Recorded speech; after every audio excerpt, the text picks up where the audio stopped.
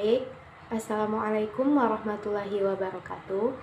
Perkenalkan, nama saya Selvi Sarniati dengan NIM 2514040034. Di sini saya akan menjelaskan sistem sosial masyarakat Minangkabau.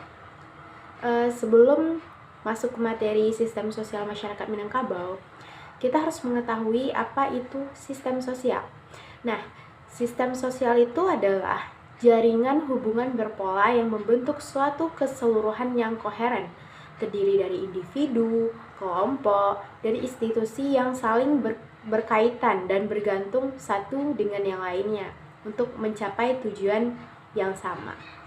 Contohnya termasuk keluarga, komunitas, kota, dan negara yang memiliki struktur peran dan status formal serta interaksi fungsional antar anggotanya. Apa sih ciri-ciri utama dari sistem sosial ini? Nah, ciri utama dari sistem sosial ini adalah jaringan hubungan, terdiri dari berbagai macam hubungan antara individu, kelompok, dan institusi yang membentuk struktur yang saling terhubung. Nah, selanjutnya ada berorientasi tujuan, yaitu memiliki tujuan tertentu yang ingin dicapai, seperti pemenuhan kebutuhan, stabilitas, atau pengembangan hidup. Selanjutnya ada saling ketergantungan. Nah, saling ketergantungan itu yaitu anggota di dalamnya saling bergantung satu dengan yang lainnya untuk berfungsi secara efektif. Dan selanjutnya memiliki struktur seperti struktur formal dari peran dan status yang dapat terbentuk dalam kelompok kecil yang stabil maupun struktur yang lebih besar. Nah, contoh sistem sosial ini apa saja?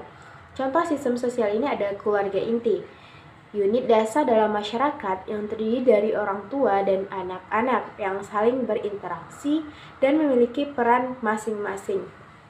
Selanjutnya ada komunitas, yaitu sekelompok orang yang tinggal di area yang sama dan memiliki hubungan serta kegiatan sosial bersama, seperti gotong royong atau kerja bakti.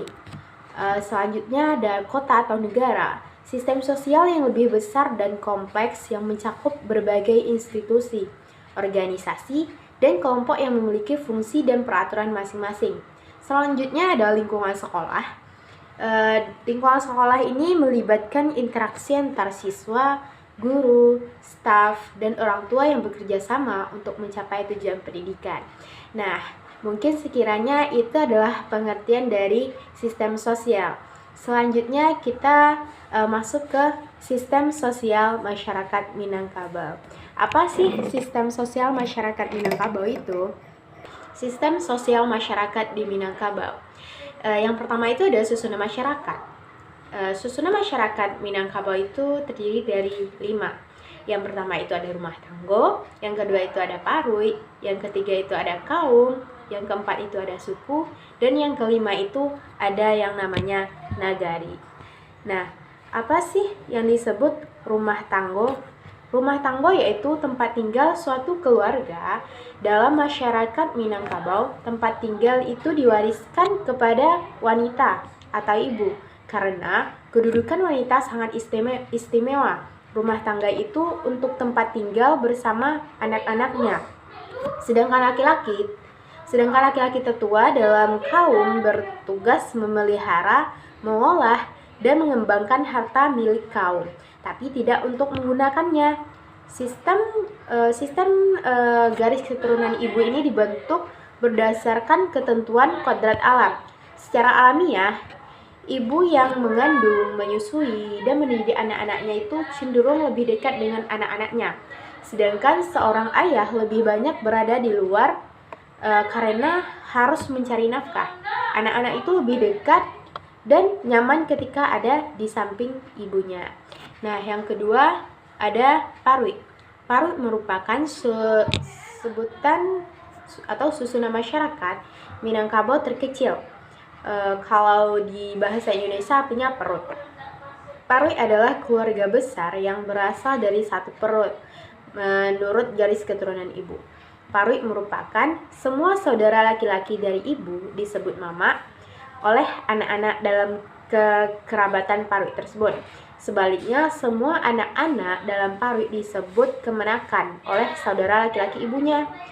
Sebuah paruh dipimpin oleh tungganai, yaitu mama kepala waris, yang dipilih secara musyawarah untuk diangkat sebagai pemangku adat atau kepala suku. Nah, selanjutnya yang ketiga ada kaum. Kaum merupakan orang Minangkabau yang berasal dari satu keturunan dalam garis keturunan ibu. Dalam kaum itu, unit terkecil yaitu Sumande. Unit yang lebih besar disebut Saparui. Kaum ini berasal dari nenek yang sama, yang lebih luasnya disebut sekaum. Struktur dalam kaum itu terdapat yang pertama, datua adalah mama yang dipercaya sebagai pemimpin kaum. Yang kedua, dalam rumah gadang yang memimpin disebut tungganai. Kemudian di bawah tungganai ada laki-laki yang sudah dewasa dan menikah sehingga disebut dengan mama biasa. Dalam nagari Minangkabau terdiri dari beberapa suku, dan suku terdiri dari berbagai kaum, dan kaum terdiri dari beberapa parui. Selanjutnya yang keempat ada suku. Perkembangan parui yang menimbulkan jurai-jurai dan berkembang lebih jauh menjadi kampung atau perkembangan kampung semakin menjauh. Perkembangan kampung inilah yang melahirkan suku. Suku di Minangkabau berdasarkan garis keturunan ibu, di mana suku adalah sebuah identitas atau pengenal seseorang dalam keluarga yang dijadikan sebagai pengenal antara satu dengan yang lainnya, yang bertujuan untuk mengikat tali persaudaraan. Dampak suku terhadap kesejahteraan masyarakat Minangkabau di masa sekarang yaitu sangat penting.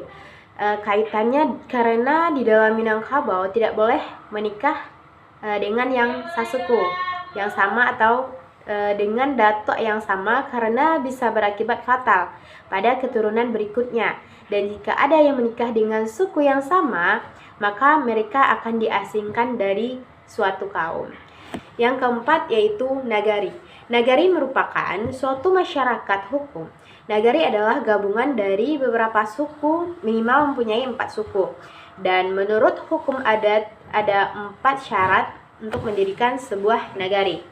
Yaitu yang pertama memiliki 4 suku, yang kedua bailarong untuk sidang, yang ketiga memiliki masjid untuk beribadah, dan yang keempat mempunyai tapian untuk mandi.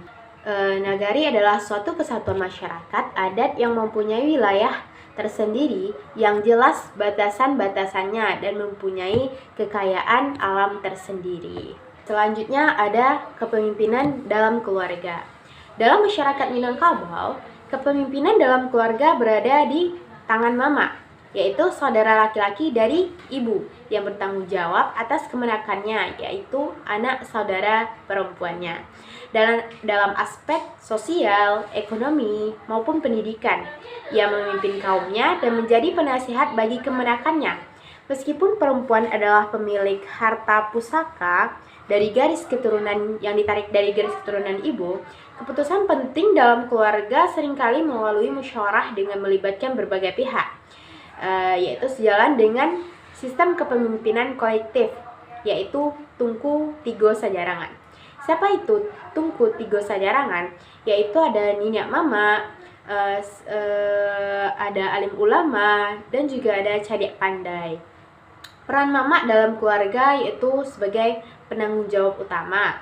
Mama adalah pemimpin bagi kemenakannya, yang berarti ia bertugas membimbing, melindungi, dan mensejahterakan mereka.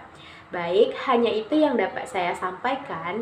Lebih dan kurangnya saya mohon maaf. Saya pamit undur diri. Saya akhiri dengan wassalamualaikum warahmatullahi wabarakatuh.